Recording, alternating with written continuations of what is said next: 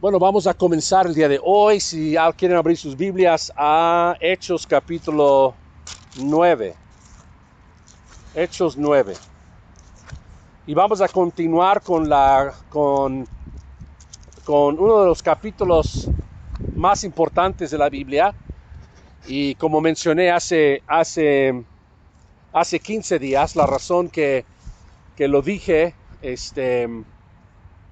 o no sé cuándo fue, pero la última vez que hablé acerca de Hechos, la razón que consideramos, o yo considero el libro de Hechos, capítulo 9 en específico, uno de los capítulos más importantes porque habla de la conversión del apóstol Pablo, que en ese entonces, antes de su conversión, su nombre hebraico fue Saulo.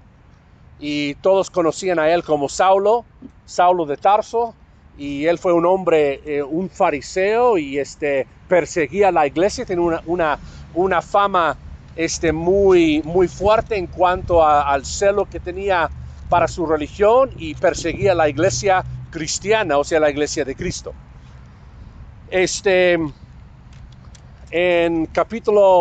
La última vez que toqué este capítulo, hablé del 1 al 9, no voy a concentrarme en esos 9 versículos, quiero concentrarme en lo resto, pero sí vamos a leerlo, hasta el versículo 31, yo creo.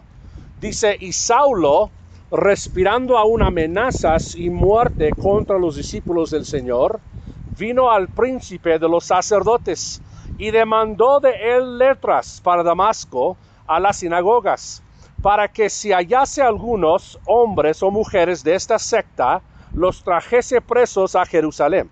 Y yendo por el camino, aconteció que llegando cerca de Damasco, súbitamente le cercó un resplandor de luz del cielo. Y cayendo en tierra, oyó una voz que le decía: Saulo, Saulo, ¿por qué me persigues? Y él dijo: ¿quién eres, Señor? Y él dijo: yo soy Jesús a quien tú persigues. Dura cosa te es dar coces contra el aguijón. Él, temblando y temeroso, dijo: Señor, ¿qué quieres que haga? Y el Señor le dice: levántate y entra en la ciudad, y se te dirá lo que te conviene hacer. Y los hombres que iban con Saulo se pararon atónitos, oyendo a la verdad la voz, mas no viendo a nadie.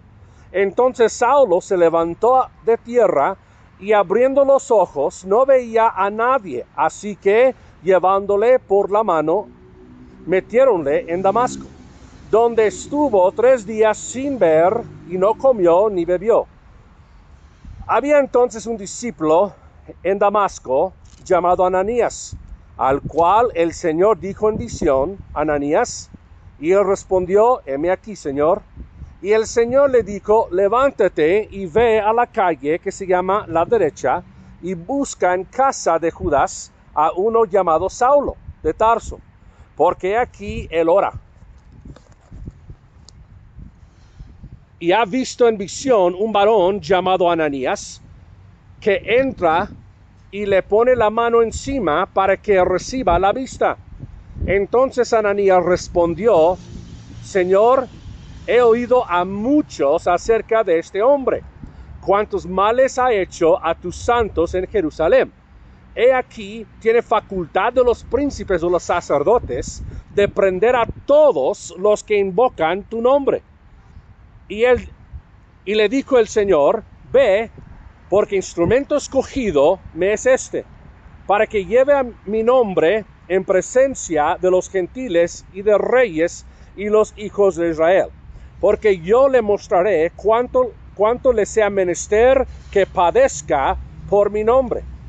Ananías entonces fue y entró en la casa, poniéndole las manos encima, dijo: Saulo, hermano, el Señor Jesús, que te apareció en el camino por donde venías, me ha enviado para que recibas la vista y seas lleno de Espíritu Santo.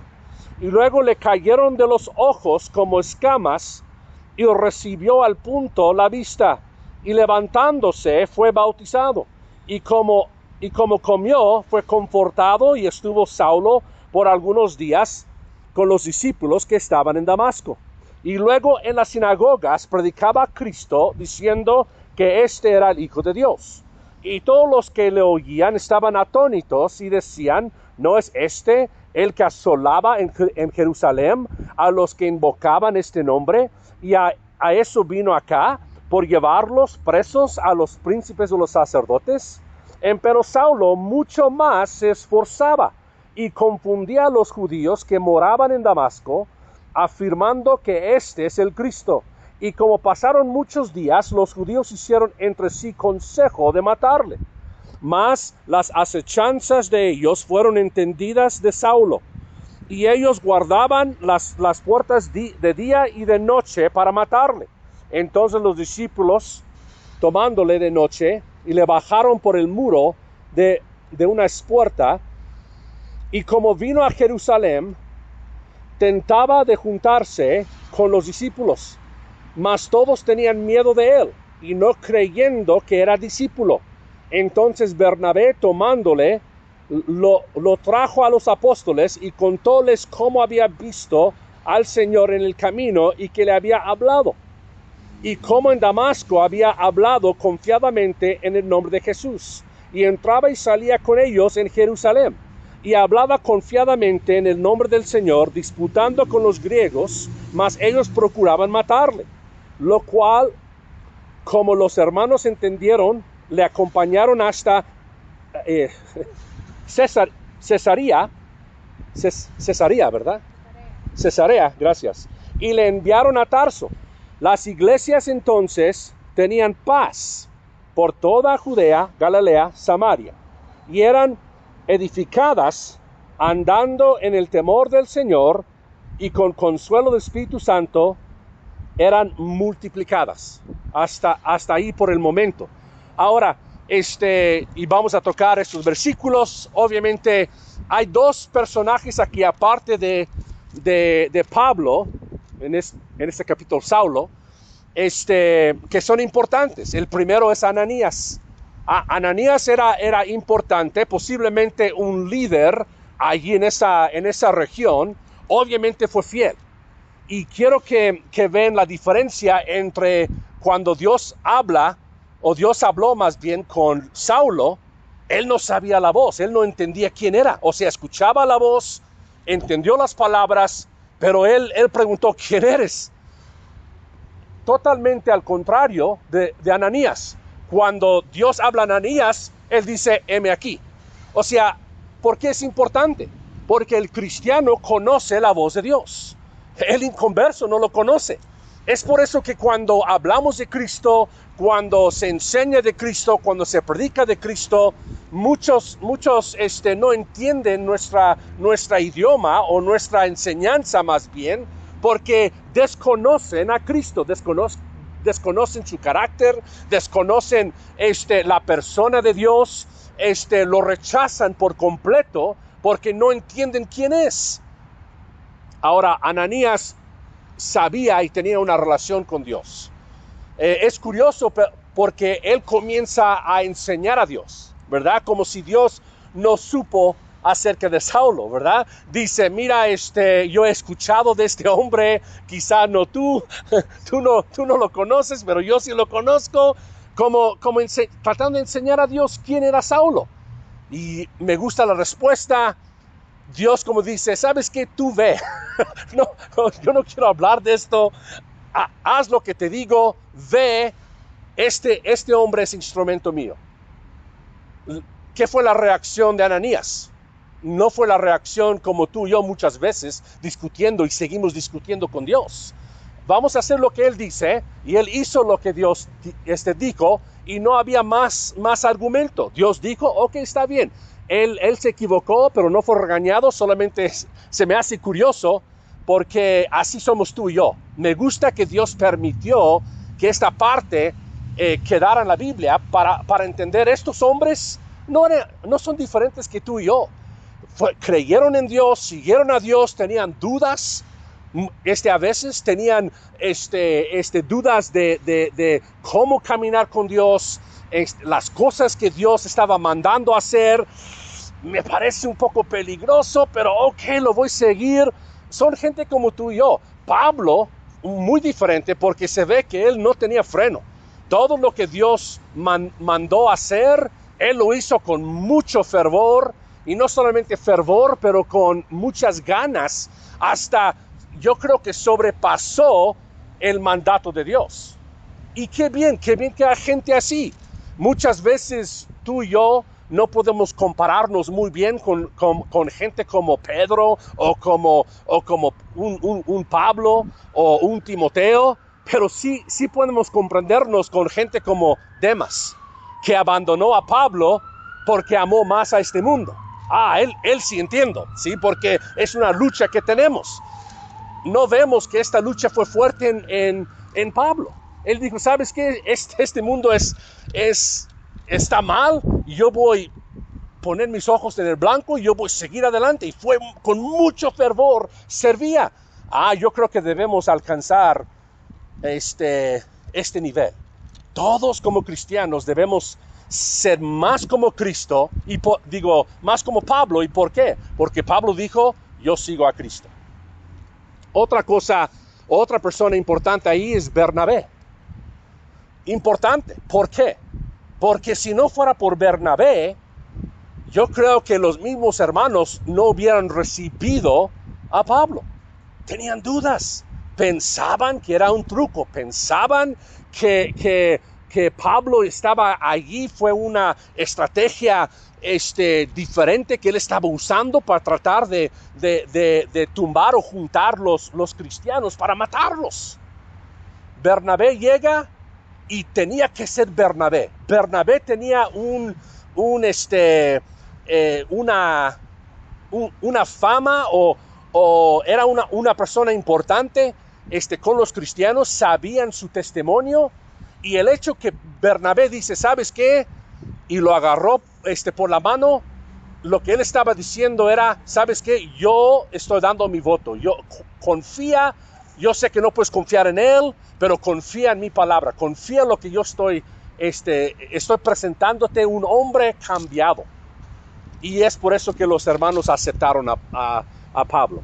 Ahora, el versículo 1 a 9, como la última vez que yo prediqué este capítulo, habla acerca de la conversión de Pablo. Hablamos acerca de que él tenía un contacto, él fue convencido por la palabra y tuvo una convicción acerca de lo que él era. Era pecador y necesitaba a Jesucristo como su Salvador. Vemos su conversión, cómo cambió de día y noche. O sea, no fue algo que era semanas. Él estaba listo para encarcelar a cristianos. Llega Dios, le habla con él, tuvo un encuentro con Dios, algo cambió en su corazón, en su mente, y de repente su vida cambió. ¿Qué fue la pregunta importante allí que vimos la última vez? ¿Qué quieres que haga? Ahí vemos la conversión. ¿Qué quieres que haga? O sea, ahora yo soy parte de ti. Ahora entiendo que estaba yo en un camino equivocado. Ahora tú me salvaste, yo soy tu hijo. ¿Qué quieres que yo haga? Y luego la última cosa que vimos es la comunión. Él tuvo una comunión con Ananías, con los hermanos, estaban confortando a Pablo durante esos días. Y él, en todas sus cartas que él escribió, y vimos la última vez que él escribió 14 libros del Nuevo Testamento. ¿Por qué es importante Pablo? ¿O por qué dije yo la última vez que Pablo fue un personaje, en mi opinión, más importante, aparte de Cristo obviamente, pero Pablo fue un personaje más importante para los cristianos o para la iglesia? Es porque de él sabemos doctrina, de él sabemos el conocimiento, tenemos el conocimiento de Dios más amplio. Ahora vemos aquí en la Biblia que Pablo no solamente escribió la mayoría del Nuevo Testamento, pero en cada carta se ve el amor que tuvo para con los hermanos. Él le gustaba convivir con creyentes. Él le gustaba, él anhelaba, hasta él escribió una vez a los romanos que él intentó 1 o 2 veces ir con ellos, no se pudo por varias cosas que estaba sucediendo, pero él anhelaba llegar allí con los romanos. Por fin llegó a Roma, pero llegó encarcelado. No llegó con la libertad. Él no llegó para congregarse con los hermanos ahí en Roma, pero sí llegaron con él. ¿Sí? Sabemos ahí en Hechos, cuando termina, que Pablo, o se permitieron a Pablo tener su propia casa. Obviamente había guardia ahí, pero él tenía su propio lugar y él tenía sus puertas abiertas a cualquier persona que querían visitarlo, podían llegar con él. Y luego finalmente ahí es donde murió. Quitaron su cabeza, finalmente estaba ahí unos años y luego mataron a Pablo. Y ahí terminó su carrera. Pero vemos eso del 1 al 9. Al 1 al 9 enseña, y lo que yo dije en el mensaje anterior, que fue aunque es una conversión impresionante, Dios habla y él escuchó una voz. Esto no sucede con nosotros, ¿sí? Cuando Dios me habló a mí a través de la Biblia. Yo no escuché una voz audible. No quiero yo decir que no puede Dios hacerlo hasta nuestro día. Pero aquí donde vivimos, todos tenemos Biblia. No es necesario que Dios habla en una voz audible hoy en día en Puebla. Tenemos la Biblia. Y no solamente tenemos la Biblia, hay cristianos, hay muchos cristianos en la ciudad y hay gente que predica la Biblia. O sea, Dios habla a través de sus siervos. Pero hay regiones, aún aquí en México, en lugares quizá más al sur, donde no hay Biblias, donde no hay templos, donde no hay gente cristiana. Y puede ser que Dios, cuando Él llega allí o cuando Él llega a otros lados del mundo donde es prohibido tener Biblia, puede ser que allí Dios habla como Dios habló a Pablo. Cuando escuchamos testimonios así, yo no lo dudo. Yo creo que Dios hace eso.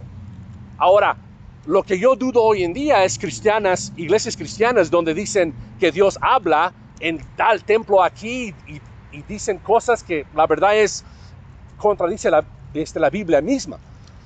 Y yo no creo en ellos. Si Dios quiere hablarte, Dios te va a hablar aquí en Puebla, Dios te va a hablar por este libro. Por eso es importante, por eso siempre exigimos a la gente, lee su Biblia. Exigimos a la gente, escucha la palabra de Dios. Romanos 10:17 dice, la fe viene por oír y oír la palabra de Dios. Importante.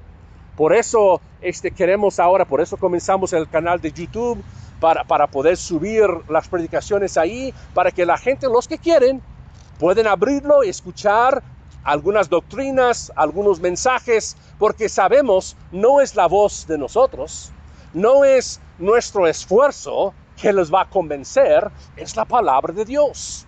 La palabra es lo que cambia vidas. Ahora, yo creo que esto es importante para entender. Pablo tuvo esto. Él escuchó la voz de Dios. Él tuvo una convicción. Él mismo se convirtió. Hubo un cambio. Y luego, inmediatamente, se juntó con la familia de Dios. Ahora, si alguien no tiene esto en su vida, yo dudo que es salvo. Yo dudo que entiende la salvación. Porque esto es evidente en la persona que recibe a Cristo como su Salvador. Vamos a ir al versículo 10 y 12. 10 a 12. Les quiero mencionar, hay seis cosas que yo creo que son importantes, y esto sigue la fe en Cristo Jesús. Y yo creo que es obvio. La razón que me gusta del 1 al 31, porque es un bosquejo, por decir, de la vida de un cristiano.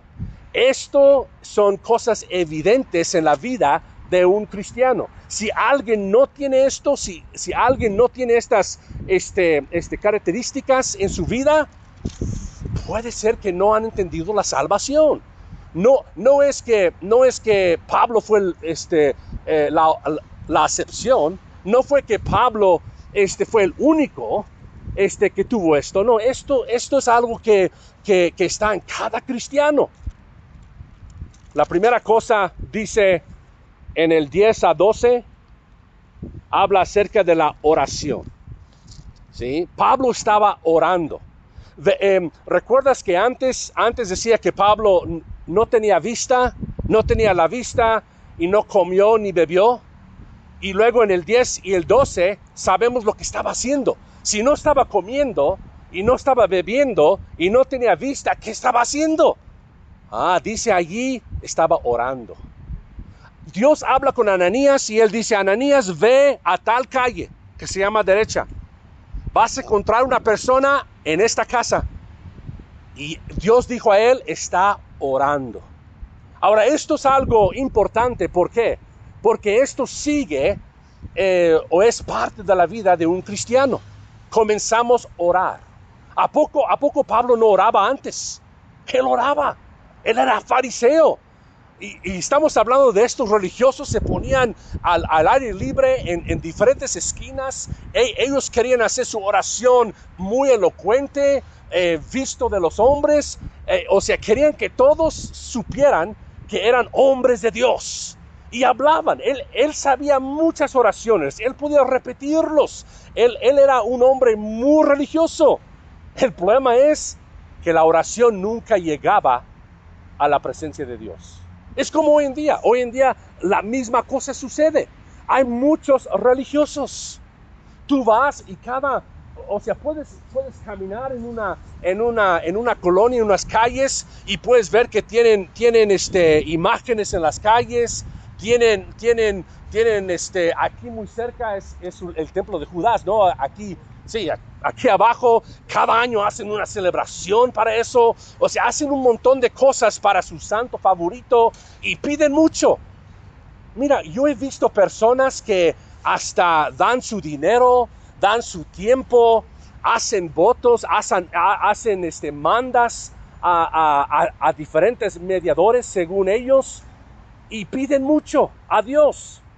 ¿Y sabes lo que yo sé lo que sucede? Dios no escucha. Esas oraciones, aunque rezan más, aunque entre comillas oran más que tú y yo, Dios no escucha sus peticiones. ¿Por qué puedo yo decir eso? Porque Dios dice claramente, tenemos un mediador entre Dios y los hombres. 1 Timoteo 2:5. Hay un solo mediador entre Dios y los hombres. ¿Quién es? Es Jesucristo. Jesucristo es el único abogado. Jesucristo es el único medio a Dios. El cristiano, el momento que uno entiende quién es Jesucristo, el momento que el pecador se arrepiente de sus pecados y es convencido por la palabra de Dios, Dios despierta su conciencia y entiende y se ve como Dios nos ve, pecadores y condenados. Entra en el corazón una convicción. ¿Merezco yo la condenación? Mi pecado es en contra lo que Dios es. Cuando eso pasa, el cristiano se convierte a Jesucristo, hay una conversión. Y luego, de ese momento, del momento que se levanta de la presencia de Dios, ahora hay una comunión con Dios. Pablo estaba orando por 3 días, platicando. Imagínate, es como lo más cerca que yo puedo compararlo, es como un noviazgo. ¿Sí? Y todos sabemos eso, ¿verdad?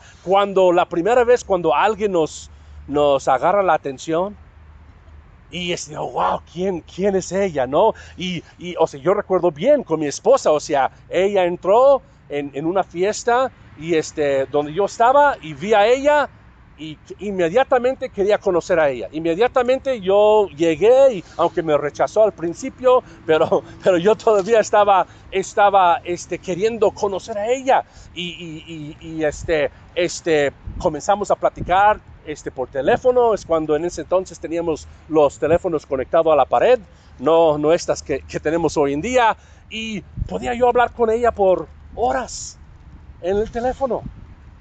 Todo fue nuevo. O sea, quería yo conocer a ella más y más y más y más. Bueno, así es la relación con el cristiano la primera vez que entendemos quién es Dios. Queremos hablar con Él, y sabemos que nuestras oraciones no están subiendo y botando del cielo. Sabemos que están llegando a los oídos de Dios. Algo importante. La oración es algo que es parte de la vida de un cristiano. En el versículo 13 al 17 habla acerca de la servicio a Dios, la fidelidad a Dios.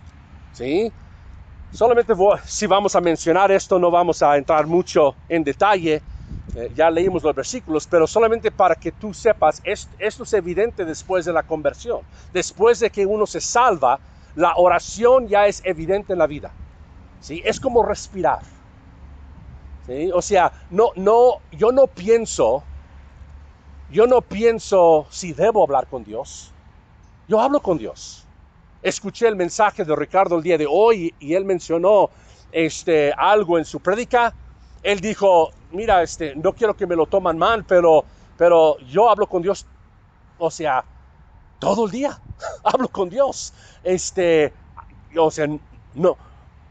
A veces la gente cree que al escuchar eso somos locos. No estamos caminando por la calle en voz alta hablando con Dios, pero en nuestro espíritu hablamos con Dios.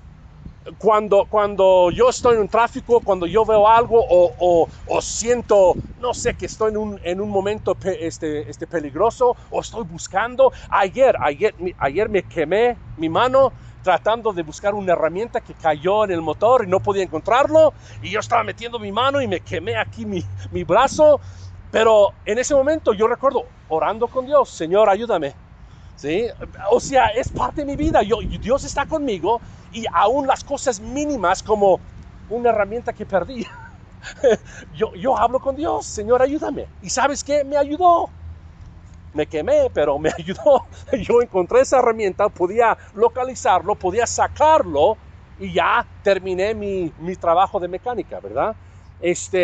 Pero es parte de la vida. Pero otra cosa es el servicio a Dios. Fíjate lo que dice el versículo 17 al final. Dice, bueno, vamos a leer el versículo. Ananías entonces fue y entró en la casa, y poniéndole las manos encima, dijo, Saulo, hermano, el Señor Jesús que te apareció en el camino por donde venías, me ha enviado para que recibas la vista y seas lleno de Espíritu Santo.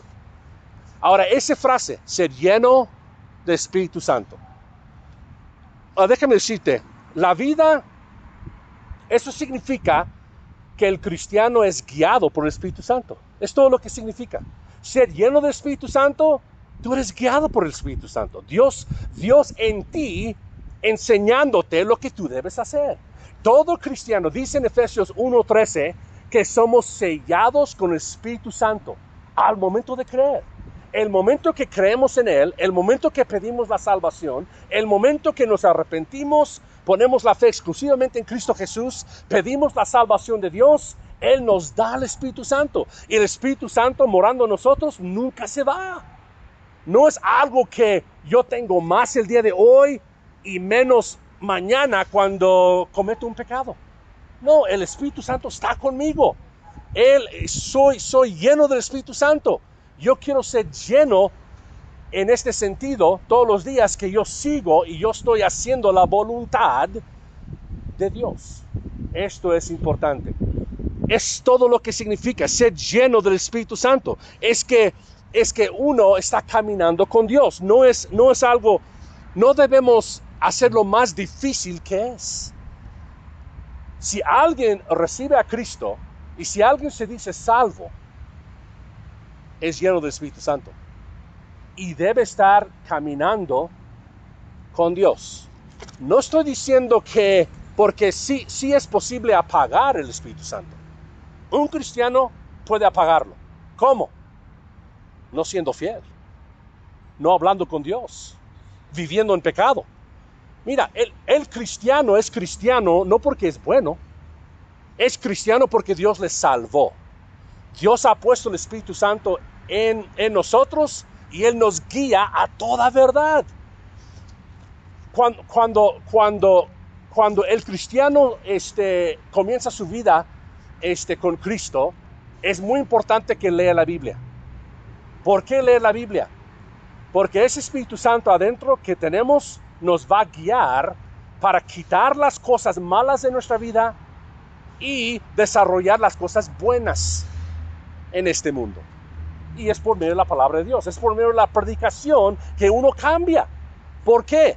Porque Dios nos está hablando, somos guiados por esto. Dice la Biblia en 2 Corintios 5:17, te lo voy a leer. Dice, de modo que si alguno está en Cristo, nueva criatura es. Dice, las cosas viejas pasaron, he aquí todas son hechas nuevas. Ahora, esto no significa que si alguien es inconverso y luego en su vida tiene una fama de ser enojón, vamos a decir, se convierte, ya no es enojón. No, es un cristiano enojón. Es la realidad. O sea, la realidad es que es un cristiano enojón. Ahora, ¿qué pasa a través del desarrollo cristiano? Ese mismo hombre que es enojón va aprendiendo que su enojo es un estorbo, ¿sí? Es un obstáculo. Dios no quiere que vivamos en este mundo enojados. Sí. ¿Qué hace? Oh, Señor, ayúdame, cámbiame. ¿Sí? ¿Qué necesito hacer? Y se llena más con este libro, se llena más con la palabra de Dios y saca lo malo y ya comienza a cambiar. Mira, son pasos que cada uno tenemos. El cristiano, cuando se convierte y se pone su fe en Cristo, no es diferente inmediatamente. A veces toma un tiempo, pero todos cambiamos. Esto es obvio. Sí. ¿Sí? Para mí no era costumbre ir al templo. Yo como católico, de vez en cuando. ¿Sí? ¿Cuándo? Las fiestas, ¿verdad? Alguien me invita a una boda, voy. ¿Por qué? La cerveza. ¿Sí? Tengo que sufrir la misa para emborracharme. Alguien me invita a un bautismo, tengo que sufrir la misa para emborracharme. Alguien me invita a una cena de Navidad, tengo que sufrir la misa para emborracharme. Así es.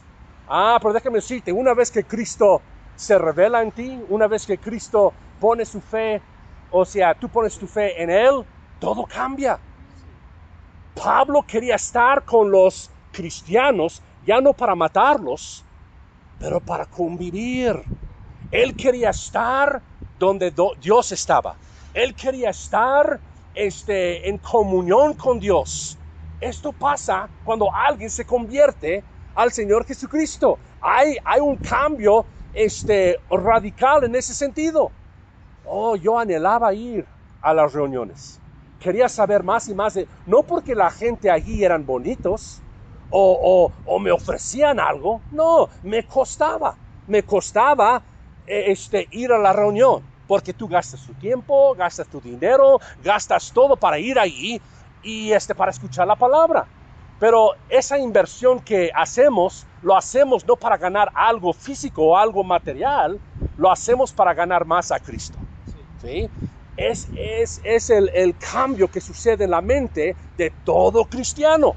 Una persona que se dice cristiano nunca lee la Biblia, nunca se congrega, no tiene una congregación. La primera vez que yo hablé con Ricardo, y él supo que yo era cristiano, y él quiso, no sé, impresionarme o no sé qué, pero él dijo, sí, yo también soy cristiano. Y yo dije, sí, ¿dónde vas? O sea, no esperaba esa pregunta. ¿Dónde te congregas? No supo decirme. No, es que, ok, ¿cómo se llama tu pastor?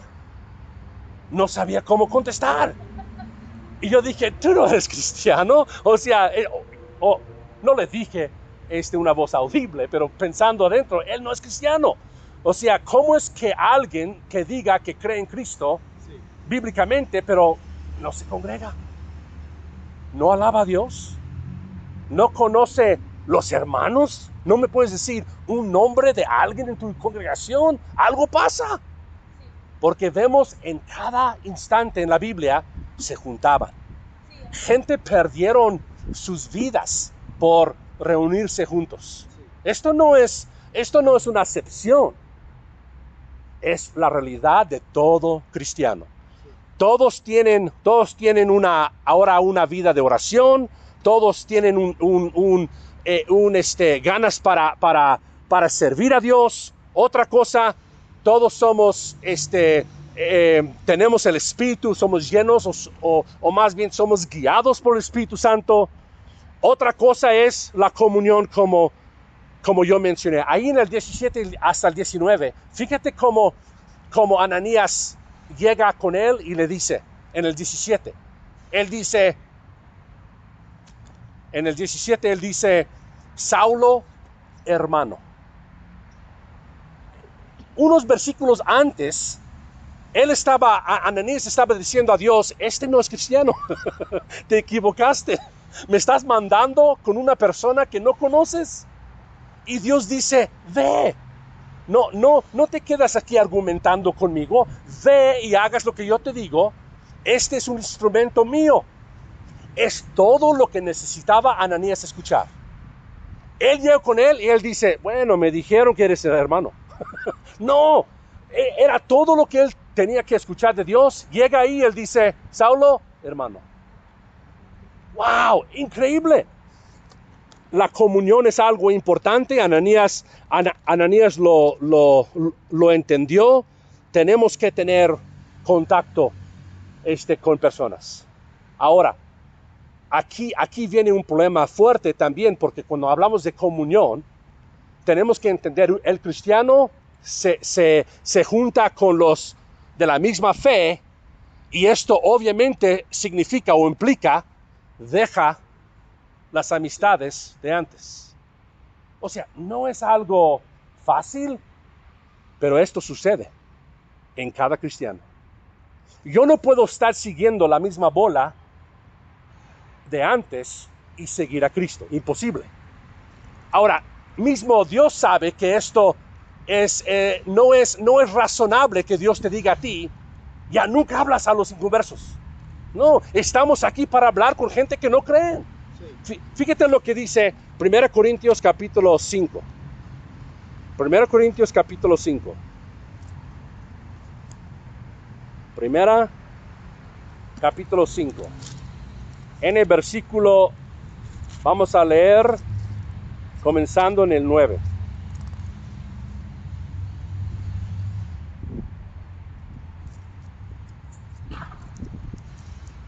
Perdón. 5, 9. Dice, os he escrito por carta que no os envolváis con los fornicarios. No absolutamente con los fornicarios de este mundo, o con ávaros, o con ladrones, o con idólatras, pues en tal caso os sería menester salir del mundo. O sea, cuando Dios dice que no debes tener compañía con gente que no son creyentes, no está diciendo Dios, ya no puedes hablar con ellos. Eso es imposible. O sea, si es así, Dios te quita de este mundo y ya nunca vas a hablar con ellos. Pero Dios, cuando Él dice envolver, cuando Dios dice no debes tener parte, no debes seguir tu mismo rollo, no debes seguir la misma vida de antes. ¿Con quiénes? Los que son ladrones, los que son ávaros, los que son, o sea, tus amigos. Así éramos. Mira, yo no era ladrón en el sentido de que yo entraba en casas para sacar cosas, pero yo era ladrón. ¿Sí? Si yo podía sacar provecho, sacaba provecho. ¿Sí? Si yo veía caer dinero al piso de alguien, yo ponía mi pie allí y no decir nada. Hasta que se iba, agarraba ese dinero, es mío. ¿Sí? Él lo perdió por tonto. ¿Verdad? Ahora no. Si yo veo un billete caer y no me importa qué cantidad es. ¡Ey! Se cayó tu billete. Los demás van a decir, ¿eres tonto? No, yo sé, pero no es mi dinero. ¿Sí? Es dinero de esa persona y él lo perdió, yo lo vi. Ahora es otra cosa. Si yo camino por aquí y yo veo un billete, yo no voy a decir, ¿quién perdió ese dinero? Todos van a decir, yo lo perdí, ¿verdad? No, si tú encuentras un billete aquí en el jardín, es tuyo, ¿verdad? Puedes tú dar gracias a Dios y seguir tu camino. Cosas cambian y Dios dice, no debes tener parte con ellos ya. Fíjate qué más dice ahí. Él dice, más ahora os he escrito que no os envolváis. Es el punto ahí. No debes tener el mismo convivencia con ellos. Y luego dice en el 12, ¿por qué? ¿Qué me va a mí en juzgar a los que están fuera y no juzgáis vosotros a los que están dentro? Porque a los que están fuera Dios juzgará. Quitad pues a ese malo de entre vosotros. Él está hablando de una comunión que tú y yo tenemos. Como cristianos, es la comunión que debemos llevar. El mundo se porta diferente, yo no sigo ya al mundo. Aunque a veces tenemos ganas. Yo tengo ganas a veces seguir lo que ellos hacen. Pero tengo ganas por unos segundos. Y luego pienso, yo digo, no, ese camino es de muerte. Yo sé dónde va a terminar. Mejor me quedo con Dios. ¿Sí? Otra cosa, debemos tener un fervor para dar testimonio de nuestra fe. En el versículo 20 al 22. Fíjate lo que hace Pablo aquí en Hechos 9. Vamos a regresar ahí. Ya casi terminó. Hechos 9.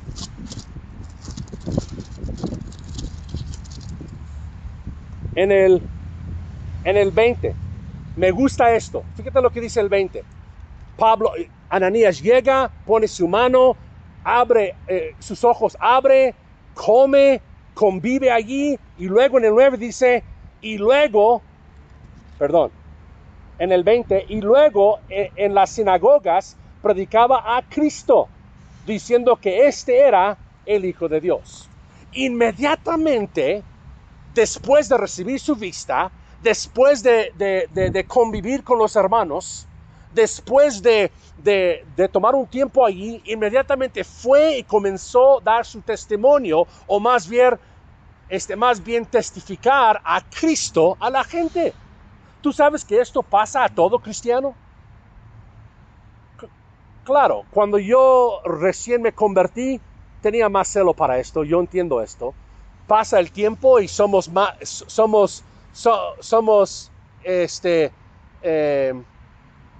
y más frío, por ejemplo. Pero cuando eso pasa, debemos despertarnos y ¿sabes qué? Mi vida es Cristo. Yo necesito vivir Cristo, necesito hablar Cristo, necesito respirar Cristo. Es mi vida.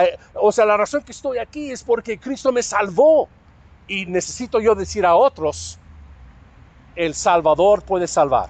Ahora, si mi vida no tiene cambios, si no hay una relación con Dios, si yo no estoy orando con Dios, si no hay un celo para Dios, si no hay un servicio para Dios, si no hay si no soy guiado por el Espíritu Santo, si mi vida es igual o peor, claro, yo no voy a testificar de Cristo, porque me van a ver y van a decir, ¿qué pasó? ¿Sí? Es como si yo llego contigo y yo digo, mira, yo tengo un medicamento, una pomada, vamos a decir.